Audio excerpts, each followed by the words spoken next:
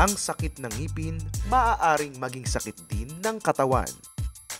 Kaya naman laging ipinapaalala ng Philippine Dental Association o PDA ang mga epekto ng pagpapabaya sa ngipin.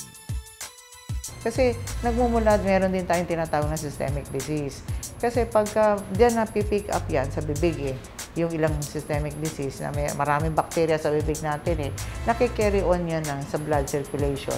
Nagkakaproblema rin, contributing factor ang mga sirang ngipin sa sakit ng puso.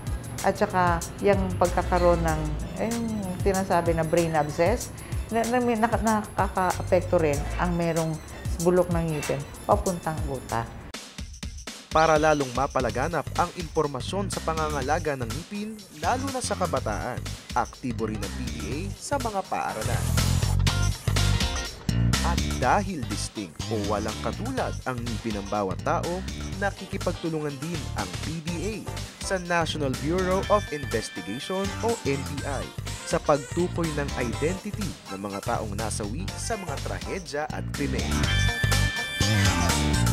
Yung aming forensic dentistry, naka-tie up kami ngayon, ang NBI at ang PDA, meron kami MOA agreement para ang PDA ay pwede magpadala ng mga nag-aral tungkol sa forensic dentistry.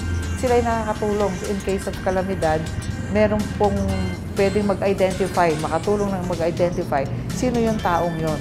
Yan ay forensic dentistry. Yan ang aming ginagawa. Pati sa February, meron pong mga pag-aaral na ganyan mga seminars. Ang kalusugan ng ating mga ngipin, kalusugan din ng ating katawan. Kaya naman dapat tong pagtuunan ng pansin at paglaanan ng panahon.